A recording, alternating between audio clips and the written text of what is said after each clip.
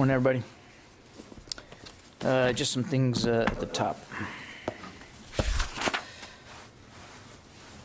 I think, as you heard Secretary Austin address just last Friday in his remarks with the chairman here in the briefing room, we remain focused on the evolving.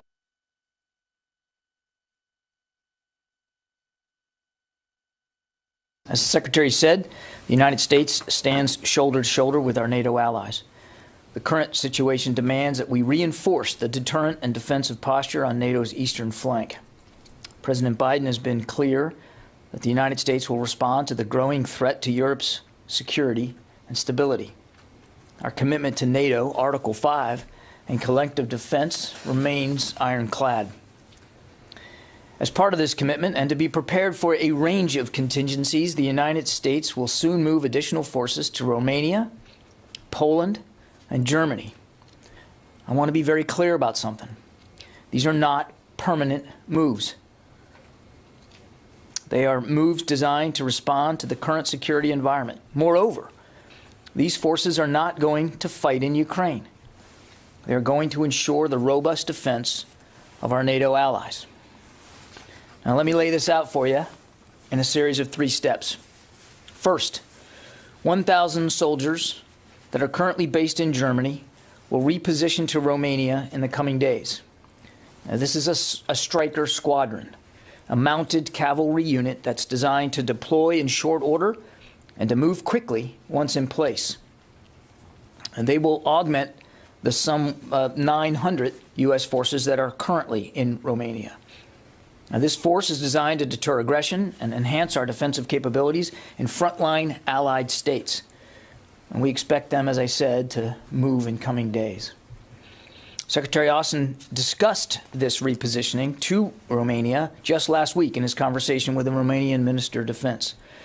And again, I want to stress that this move is coming at the express invitation of the Romanian government. Additionally, we welcome French President Macron's announcement that France intends to deploy forces to Romania under NATO command, which Secretary Austin discussed with the French Defense Minister, Florence Parly, just last week. The United States will continue to consult and coordinate with France and all our allies to ensure that we complement each other in our respective deployments. And of course, we're going to continue to work through NATO to make appropriate defensive and non-escalatory force posture alignments. Second, we are moving an additional force of about approximately 2,000 troops from the United States to Europe in the next few days. The 82nd Airborne Division is deploying components of an infantry brigade combat team and key enablers to Poland, and the 18th Airborne Corps is moving a joint task force capable headquarters to Germany. Now, both of them, as you know, are based in Fort Bragg, North Carolina. Collectively, this force is trained and equipped for a variety of missions to deter aggression and to reassure and to defend our allies. Not surprisingly, we work very closely with our Polish and German allies to set the stage for these movements, and we absolutely appreciate their support. Again, these are not permanent moves. They respond to current conditions. We will adjust our posture as those conditions evolve. Third, and finally, all of these forces are separate and in addition to the 8,500 personnel in the United States on heightened alert posture that I announced last week. Those 8,500 are not currently being deployed, but remain ready to move if called for the NATO response force or as needed for other contingencies as directed by the Secretary or by President Biden. We continue to review our force posture and the situation in Europe, and we will make adjustments as the situation warrants. I also want to take this opportunity to correct some misconceptions around last week's announcement. NATO as an organization does not have veto power over U.S. Troop deployments, and media reports to the contrary represent a mischaracterization of that.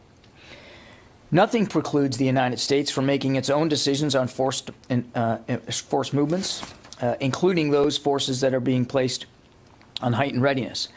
That said, any movement of U.S. forces involves consultation with the host nation, as we have done with Romania and Poland and Germany prior to today's announcements. And we're mindful of the competing needs of operational security and our obligation to be transparent, and we'll provide you additional information on these and other movements as available and as appropriate.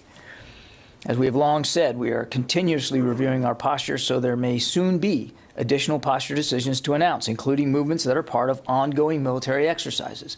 This is not the sum total of the deterrence actions we will take or those to reassure our allies. I think it won't surprise you we take a theater-wide approach to deterrence and defense, and we welcome the additional announcements by Spain, Denmark, the UK, and the Netherlands of their consideration to deploy additional forces to reinforce NATO's eastern flank. The United States has robust capabilities distributed across Europe, including in the Baltic region, and we will continue to assess needs in that area in cooperation with the relevant allies and, of course, the full NATO alliance. We stand united.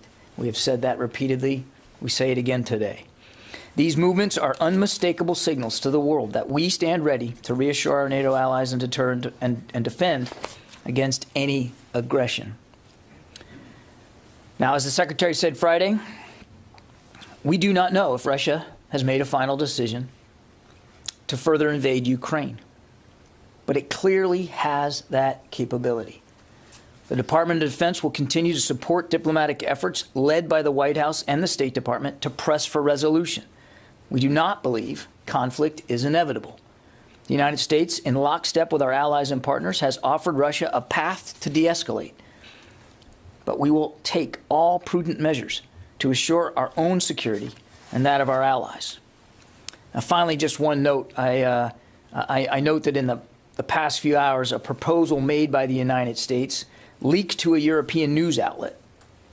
We did not make this document public. But now that it is, it confirms to the entire world what we have always been saying. There is no daylight between our public statements and our private discussions.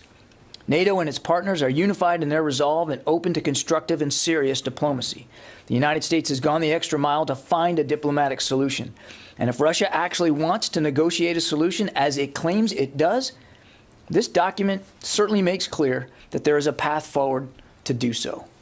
And with that, we'll take questions, starting with you, Lita. Hi, John. Thanks. Just a couple details on some of this. Is it still 8,500 total that are on prepared to deploy orders, or are there additional ones? And there's a brigade at Fort Carson that already is scheduled to rotate into Europe. Are you including them? There's been some confusion. Are you including that Carson brigade in the prepared to deploy orders, or are they completely separate because they're an already scheduled deployment? And then one other, are there more, are these troops that are going, are they under NATO, or are these all unilateral U.S. moves? Thank you. Let me see if I can remember all those. The troops that I'm talking about today will be going under U.S. command.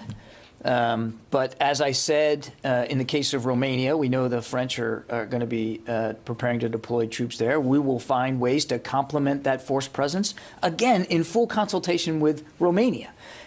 So I wouldn't describe these as unilateral moves. I mean, this is a bilateral arrangement between the United States and Romania. But to your question, they will be going under U.S. command.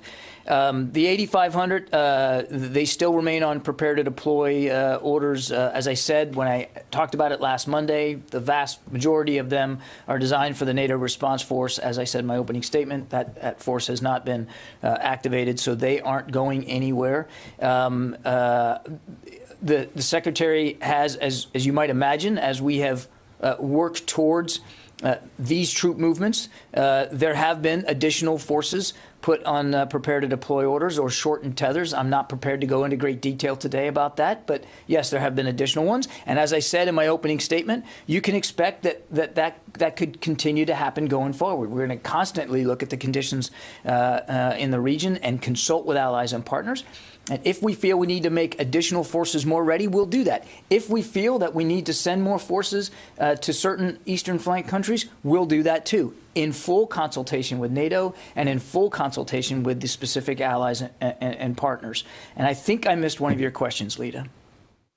Well, I just want to clarify. I'm going to have to. Yeah, I'm going to have to take that one, Lita, because I don't have the breakdown of every single unit in that original 8,500 in front of me. So let me just take that rather than speculate and guess. Jen.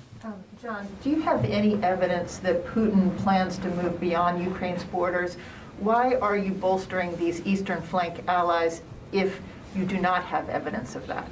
Because it's important that we send a strong signal to Mr. Putin and, frankly, to the world that NATO matters to the United States. It matters to our allies. And we have ironclad Article 5 commitments. An attack on one is an attack on all. And so we know that he also bristles at NATO, about NATO. And he has made no secret of that. We are making it clear that we're going to be prepared to defend our NATO allies if it comes to that.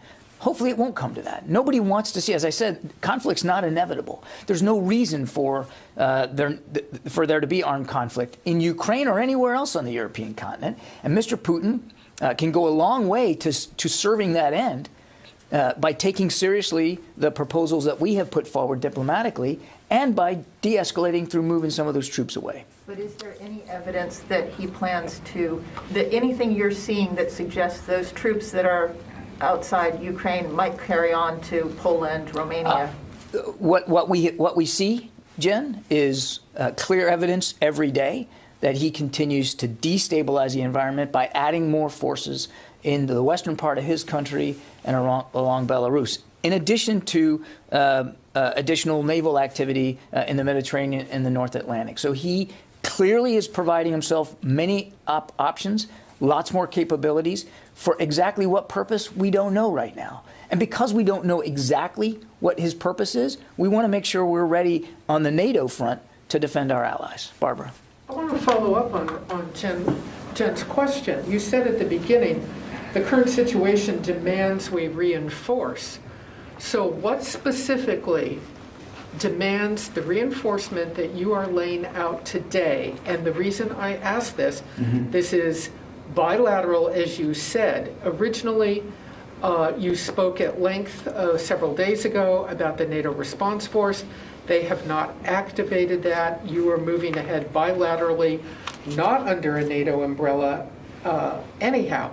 So what signal does that send that you're not waiting for a NATO vote?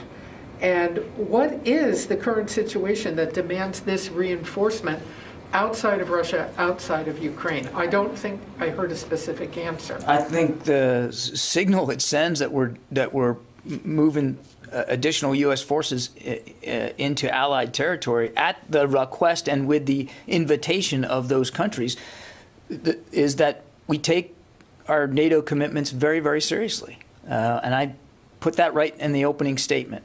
And as for, I think your question is sort of why now? Why are you doing? I don't understand. I'd like an explanation why you're doing this now without the vote at NATO, which does not appear readily apparent, for them to activate the response force. What has led you to say, okay, the United States will act on a bilateral basis? You have the invitations. You could have waited for a NATO vote. You decided not to.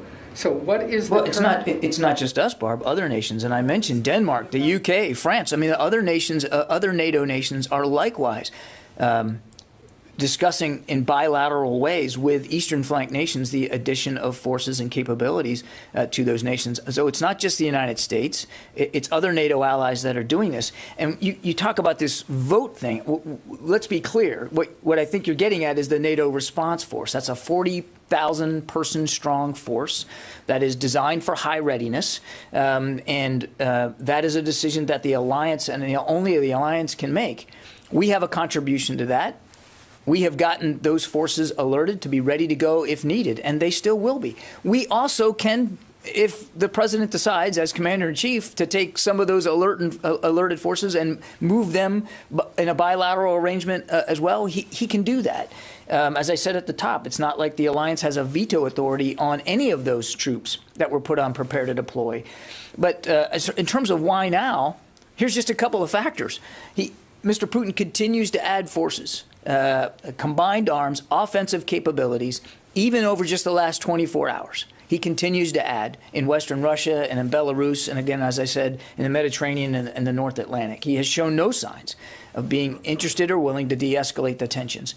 And it's not just the United States that's noticed this. Our NATO allies have noticed this, and we have been in constant communication and consultation with them, and they have expressed their concerns. We have shared our perspectives on what we're seeing with them. They have shared their perspectives on what they're seeing with us. And as a result of these bilateral discussions, we are now prepared to make these moves.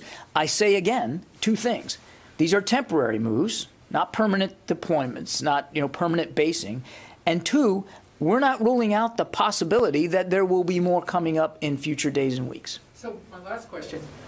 The bottom line here is you cannot, the United States, the Pentagon, the White House, you right now could not rule out the possibility that Putin could make a move outside of Ukraine into an East European country that's friendly with NATO, friendly with the U.S. and ally. You can't rule out that he's going to make an additional move beyond Ukraine. We're not ruling anything in or out with this announcement, Barb. This isn't about making this. This isn't about an intel assessment about what Mr. Putin will or won't do.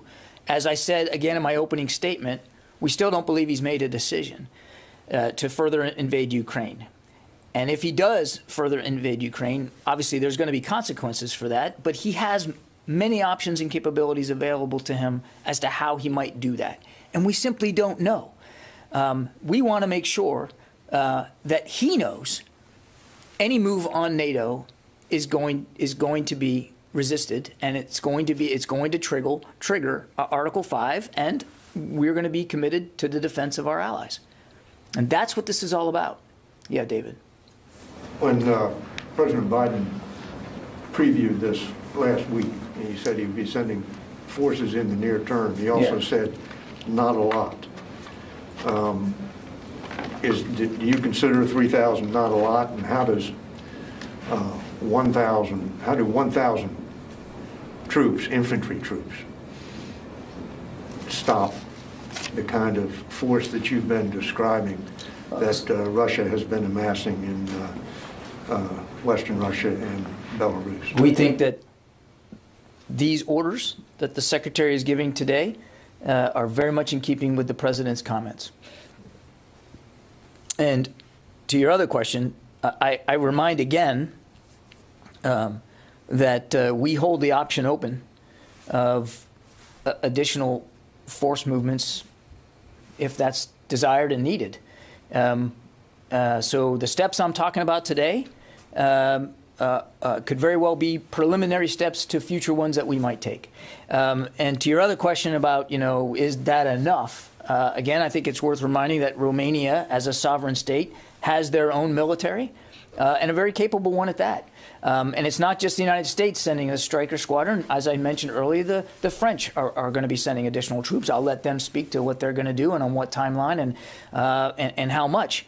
And as I also said in my opening statement, other countries are likewise moving forward to provide bolstering capabilities to NATO allies on the eastern flank. How long will it take these troops to get in position, and do you expect the infantry combat team from Fort Bragg to jump in? I'm not going to talk about the specifics of their movement, but as I said in my opening statement, we expect them to start moving in coming days. I don't have a more specific timeline for you in terms of exact departure date and exact arrival. Obviously, it'll be obvious when they get there, and certainly we'll try to keep you informed all the way. Court. I just want to say, you've made it clear several times that these troops won't be brought into Ukraine and that they won't be in combat. But can you rule out that any of these troops, specifically some from the 82nd Airborne, might be brought into Ukraine in the coming days to help with a non-combatant evacuation? Is that possible that they could be used for that? As I think you heard the Secretary say on Friday, our troops are multi-mission capable, and they will be prepared for a range of contingencies, and I won't go any further than that. Is that one reason, though, that the 82nd specifically was identified as one of the units to go forward early? Is that because of that capability, because they have the power? They are, as you know, already a ready force. They are already at a heightened state of alert. That's the raison d'etre for that force, and they are multi-mission capable. They can do a lot of things. It's a very versatile force, and I think their versatility, their ability to move quickly, and to conduct a range of missions across a range of contingencies, which is well proven. That's the reason why the Secretary has ordered them to go. Okay. Let me get to. I promise I'll get to everybody, but I haven't done, other than Lita, I haven't done anybody on the phone, and I need to do that. Sylvie. Hello, thank you. I would like to know how many soldiers you are going to send to Poland, because you said 2,000 from US to Germany and Poland. So how many soldiers will you have in Poland all in all? The majority of the 2,000 that'll be moving from Fort Bragg will be going to Poland. The 18th Airborne Corps, as I said in my opening statement, that's going to Germany, that they are going to form a joint task force headquarters. And that's usually, depending on the need and the task at hand, several hundred people. So the majority of the 2,000 that I mentioned that comprise the 82nd Airborne Brigade Combat Team, that leading element, they'll be going to Poland. Kelly from News Nation. Hi, John. Thanks for taking my question. I know you said we will adjust this posture as conditions evolve. I was curious because we're seeing, ordinary Ukrainians, teachers, moms, dads, dentists, learning to use guns to defend themselves. There are calls in Washington for the Pentagon to support them. Are any of these troops going to help them? And how will the president's order change the mission of the Florida National Guard troops currently in Ukraine? As I said at the top, Kelly, the president's been clear, and I think we made it eminently clear in my opening statement. These troops will not be going to Ukraine to participate in the defense of Ukraine. The president has been very clear about that. These forces are going to reassure and to bolster capabilities inside NATO's eastern flank. And as for the Florida National Guard, trainers, they are still in Ukraine. There's been no decision to change their status. They are still there providing advice and assist to Ukrainian armed forces. And if and when there's a need to make a different decision about their presence there, the Secretary will absolutely do that in consultation with the European Commander, General Walters, but no decision has been made yet. Tony Capaccio. Hey, John, when you said it'll be obvious that the 82nd Airborne arrives, I want to piggyback on David Martin's question. Is it likely they're going to parachute in as a symbolic drop to send a message to Putin? Yeah, I don't. I'm not going to talk about their travel there and how they're going to arrive. I don't anticipate it will be a tactical operation in that regard, though, Tony. Did you just rule it out? David, I said I don't expect it's going to be some sort of tactical operation, but I don't have additional information today about that. And quite frankly, I'm not sure that that's all that relevant. They're going to bolster our capabilities in NATO, and that's the most important part here. Relevant or not? You just seemed to say no. Did you say no? David, I didn't say no. I said I don't expect that there'll be some sort of tactical operation here. Who will command these troops? Is it General Walters, and is that splitting his role as? Oh, he already has a split role as a Supreme Allied Commander in Europe. Ultimately, he will be the top of the chain of command for them while they're in Europe. I don't have, I don't have more additional information about the C2 arrangement right now, but we can get that. Let me go back to the phones here. Tara Kopp.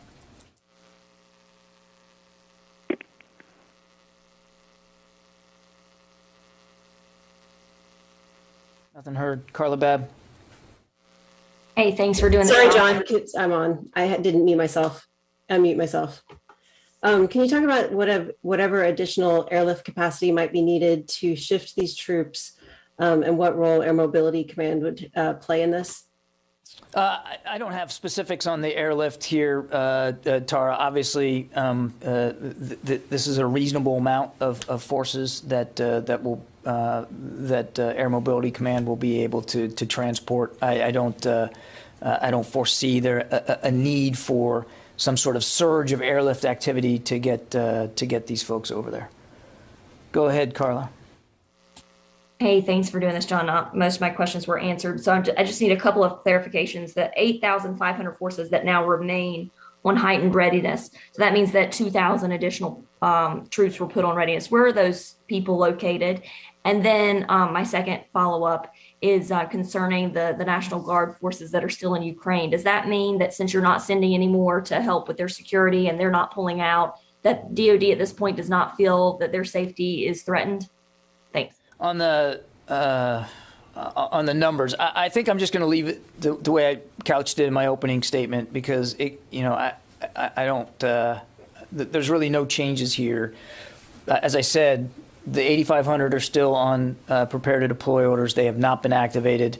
We have, as you clearly know now, activated others to move them as a U.S. decision. So and as I said, I think earlier to Sylvie's question, there are additional, in addition to the 8,500, yes, the Secretary has put on prepare to deploy additional U.S. forces. I'm not prepared to go into detail about that today. When and if we are able to speak to future movements, we will speak to future movements. We will be as transparent with you as we possibly can, but we're also going to need to be, as you might understand, a little careful with the amount of detail that we put out there ahead of time. So we'll do the best we can to be transparent with you. On the National Guard, again, no change to their presence or posture in Ukraine.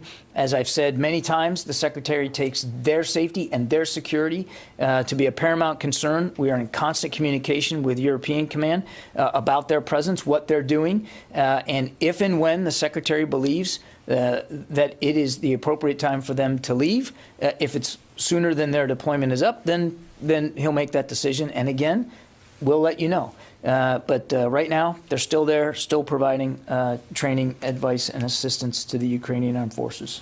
Helene Cooper. Hey, Kirby, thanks for doing this.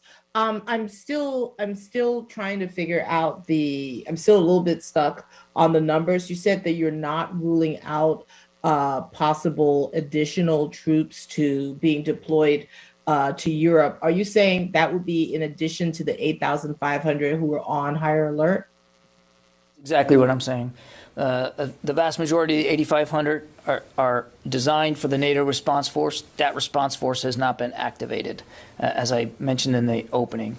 But we are not ruling out the possibility that there will be other U.S. moves inside Europe. In other words, just like we're moving the Stryker Squadron from Germany to Romania, there could be other movements inside Europe, intra-theater moves that we would speak to. We're not ruling that out. We're also not ruling out the possibility that additional forces from the United States could deploy to Europe. All we can speak to today are the troops that we've announced. And as decisions get made, if there's a need, as I said in my opening, we're constantly looking at the conditions there. If we believe the conditions warrant, if we believe consultations with the allies also would demand additional U.S. force capability, we'll entertain those discussions and we'll make those decisions and we'll announce them. Louis Martinez. You're on higher alert right now? Sorry, Helene, I cut you off, I think. Are there additional troops in the U.S. who are on higher alert right now? Paul McCleary, I'm sorry, Louis Martinez. Hey, John. Question is about your comments earlier saying that NATO matters. You're saying that these troops are going under unilateral U.S. control, that this is a U.S. mission. Are you inferring that these troops would immediately transition to NATO control should NATO decide to activate the NATO response force? And another question as well about there's a deployment ongoing right now in Estonia of some F-15s. Have they been extended beyond the current end date of this week? Thank you. I don't have anything on the F-15s, Louis. I can ask about that, but my hunch is that no, that there's no plans to extend them. But let me just check on that. And then to your other question, these forces are going under bilateral arrangements between the United States and the country in the countries in question. In this case, Poland, Germany, and Romania, and they will remain under U.S. chain of command. That is a separate and distinct mission than the NATO response force, which we've talked about. Our contribution to that being the bulk of that 8,500 that we talked about last week. That would be under the NATO command and control structure.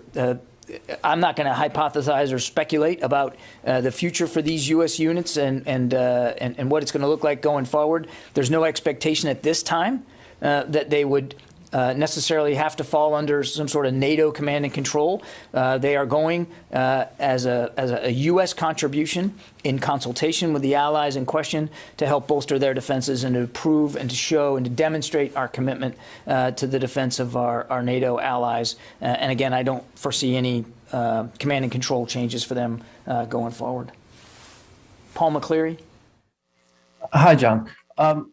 Is the United States prepared to negotiate with the Russians over the Aegis Ashore sites in Poland and Romania, or possibly allow for Russian inspections of those sites? Look, I'm not going to speak to the negotiate. I'm not going to certainly not negotiate here in public. We have laid out a very serious set of proposals diplomatically to Russia. As I said at the outset, a European news outlet decided to publish that proposal. You can go look for it yourself, but it demonstrates what we've said publicly is the same as what we've been saying privately to the Russians, that we are willing, with an eye towards reciprocity, to consider addressing mutual security concerns on the European continent. And I'd leave it at that and refer you to my State Department colleagues. Again, I'm not going to negotiate here in public. You can go back into the room, Janie. Thank you, John. On Korea issues, it was reported that the United States and South Korea are coordinating the postponement of joint exercises. As you know, that North Korea continues to conduct winter military exercises. Why U.S. and South Korea exercises is always postponed or canceled? Can you confirm that? Janie, I mean, as I've said many times, we take our readiness on the peninsula very, very seriously. Decisions about how we preserve that readiness and maintain it are decisions we make in lockstep with our South Korean allies, and that includes training events. You talk about it as if we've not done any, or we're not doing any, or that we're not taking training seriously. That is not the case. But as we do anywhere in the world, we do the same in Korea. We constantly evaluate and review our training exercises, our training events, training and education, and adapt it as conditions warrant. And that's no different than what you're seeing on the Korean Peninsula. Pierre. One question, please. Sure. And South Koreans want additional THAAD missile deployment in the Korea to defend against the North Koreans' missile threat. Of course, China didn't want this. Are you considering this? We are constantly consulting with our South Korean allies about readiness and capabilities. I have no announcements on missile defense systems to make today. Pierre. Thank you. If I may take you back to the readout of the call of Secretary Austin with the Crown Prince of the United Arab Emirates. Yeah. There is an announcement, in fact, in the readout that a USS Cole will be deployed, and also fifth-generation fighters aircraft sent to United Arab Emirates. Can you talk a little bit with some details about what is the mission? What are we trying to achieve? What is the also some details about what they will be doing. Per, I think it's very much in keeping with what we've said just in the last few days as we've seen attacks on Al Dhafra. We take our defense relationship very seriously with the Emiratis. We recognize the threats that they are under in a very real way. And some of the things that the Secretary discussed yesterday, and you saw in our readout with his counterpart, is that we want to add to their ability to help defend themselves and to demonstrate clearly and tangibly our commitment to this important partnership. And so these are two tangible ways in which we believe we can help the Emiratis deal with these very serious threats. Again, we're not going to rule out additional steps. As I said yesterday, we're constantly looking at this to make sure that we're best postured to help defend our interests and the interests of our partners. And the Emiratis are a terrific, strong partner in the region. Jen.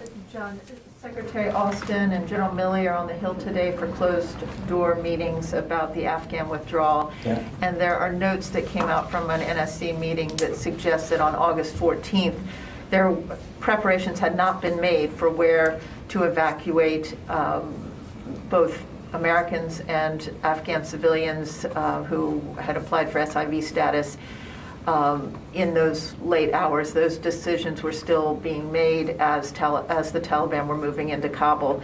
Is that accurate, and is that true that at that late stage preparations had not been made as to where to evacuate Americans and others? Now, I'm not going to speak to leaked documents. What I can tell you is that we were all working as an interagency very, very hard throughout the summer, but certainly in August, to make sure we were best postured to conduct an evacuation if one was needed, and clearly one was needed. And I would point you to, as early as in the spring, the Defense Department was already trying to, gaming out what a non-combatant evacuation would look like. And the Secretary pre-positioned forces well before August, pre-positioned forces in the region so that if they were needed to respond quickly, they could. And in fact, they did. Within 48 hours, we were able to get some 3,000 troops on the ground at the Kabul airport because we had been pre-positioned and prepared for those kinds of contingencies. But again, I'm not going to talk about the details in leaked documents. We conducted 2 press briefings a day for those 17 days here at the Pentagon, and we're nothing but transparent about the steps we were taking, literally in real time, about what we were doing to try to get as many people out and as safely as possible. Barb. I follow up a couple on Russia, Ukraine. A couple of times here this morning you have said, and the Secretary I believe also said, that this is a temporary deployment. So if you can say that it's temporary, I want to try this question again. What is the exit strategy? How will you know when you're successful and a temporary deployment can end? What's the measure of success? The measure of success, as I've said before, Barb, is that the NATO's eastern flank is appropriately postured and prepared to defend itself, and that we are part of that defense. That's the measure of success here. And to make it very clear, secondarily, not only to our allies, but to Mr. Putin, that we take our NATO commitment seriously. As for specific timeline, I'm not prepared to give you that right now. As I said in my opening statement, these are temporary moves. We will constantly evaluate the conditions there on the continent to determine how long they need to be. But they are not meant to be permanent. And as we are able to redeploy, in other words, to remove those troops or send them to different places, perhaps back to their home stations, we'll obviously let you guys know. Let's see. I got a few more. Phil Stort. Thanks. Real quick, you mentioned that you hope the situation in Europe doesn't get to the point where you need to use these forces. But I'd like you to talk a little bit about your concerns about spillover. Is there a risk that this conflict or any conflict between Russia and Ukraine could have spillover in countries that are under the NATO umbrella, and if not, if you're not prepared to say that, then what do these deployments amount to? Thanks. Phil, at the risk of sounding repetitive here, I mean, we've kind of been talking about this. We don't exactly know what Mr. Putin has in mind. We don't exactly know what he's going to do. If it is another invasion and it does end up in armed conflict, the one thing that we've learned specifically over the last 20 years is armed conflict is difficult to predict with any great specificity. What we want to make sure is that there's a clear signal that we're not going to tolerate aggression against our NATO allies, and that's what we're doing here. I can't be perfectly predictive about how this is going to go, and it's precisely because we can't be perfectly predictive that we want to be prepared and we want to be ready. Courtney. I have one more on Afghanistan. The Axios report seems to indicate that on August 14th there still wasn't a plan for where to send civilians, Afghan civilians, during this non-combatant evacuation, but U.S. troops were told to deploy 2 days earlier. So I guess the question is, when the U.S. troops were given their orders to deploy to Afghanistan for the non-combatant evacuation, did they know where they would be taking civilians yet? We were still working very hard. We had some temporary safe havens that we knew we could use, but we also knew that we might need more, and so there were constant discussions about doing that. And as you saw, we ended up with several, half a dozen or so, not just in the region but elsewhere. So there were very active discussions about that. Yeah. Sangman from RFA. Yes, I have a question about North Korea. Ever since North Korea launched their multiple missile launch, U.S. has been said they are looking for the additional measure to hold DPRK accountable for their missile launch. So can you tell me about the additional measure U.S. looking for? So it's a resumption of large-scale U.S. ROK joint military exercise can be one of the options as an additional measure to North Korea? Yeah, I don't know if I got everything there in the question, but again, we condemn these launches.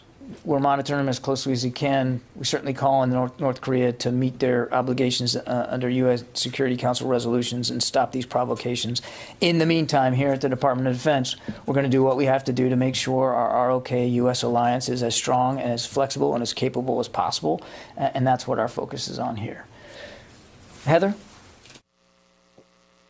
Thank you so much. Can you talk a little bit more about the coal being sent to UAE to help with patrols and how that will affect the Harry S. Truman Carrier Strike Group that's under NATO command right now? The USS Cole will be making a port visit in the UAE, and then my understanding is that she will have opportunities to do some joint training with the Emirati Navy. That is not unusual. We do that almost every day in the Gulf region, and we're glad to be able to send her to that mission. It won't have any practical or tangible effect on what the USS Harry S. Truman and the rest of the strike group is doing right now in the Mediterranean. J.J. Green.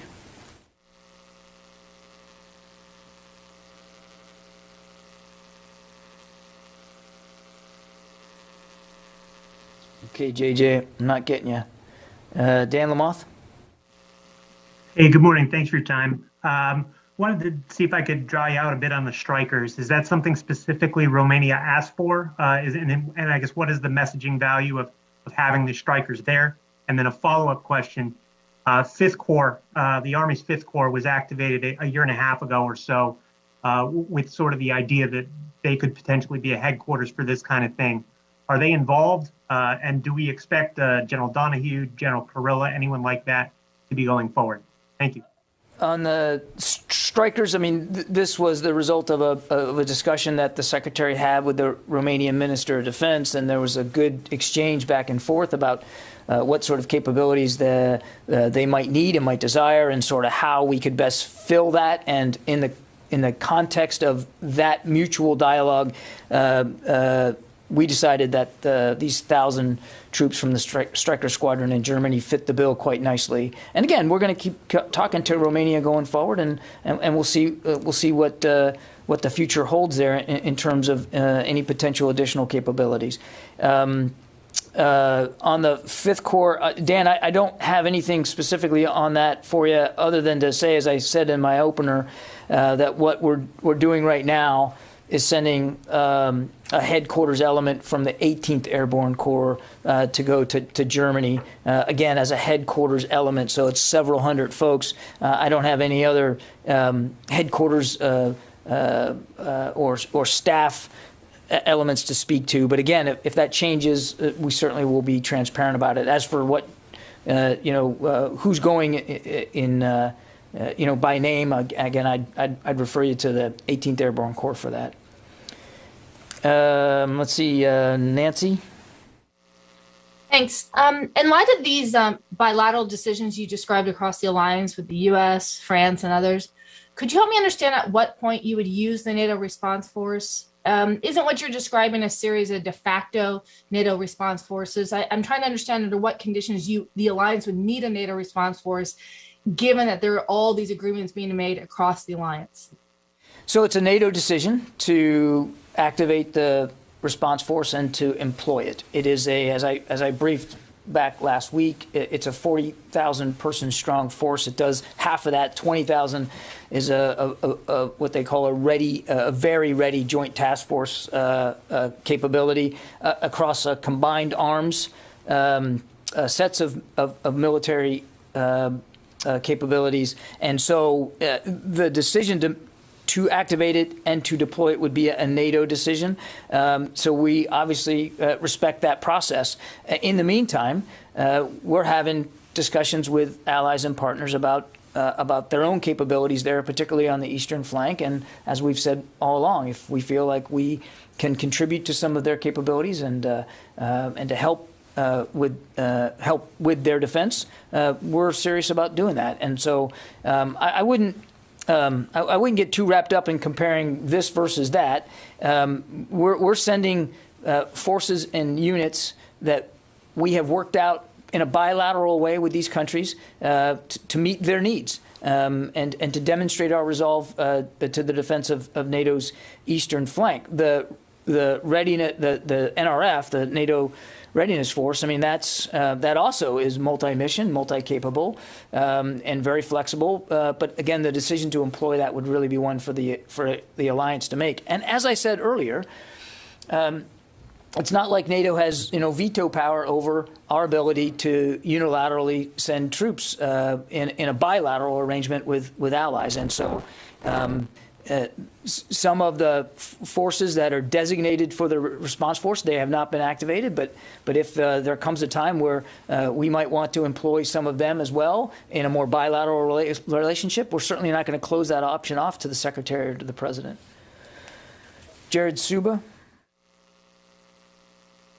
Hi, Mr. Kirby. If I could bring it back to the announcement yesterday about the deployment to the United Arab Emirates. The statement said that U.S. fifth-generation aircraft would be deployed, quote, to assist the UAE against the current threat, end quote. Do you happen to know what Air Force units will deploy, and will U.S. pilots be engaged in targeting Houthi projectiles or potentially launch sites inside Yemen? Thanks.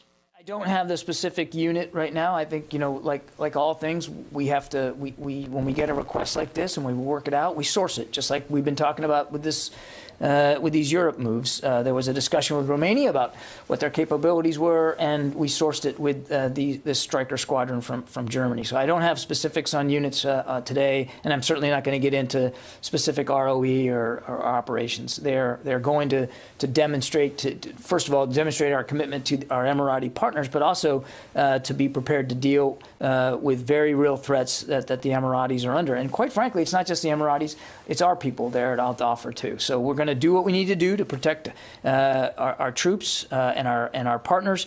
And you can, I think I'll just leave it at that rather than get into hypotheticals about what they'll be doing. Okay, thanks very much, everybody.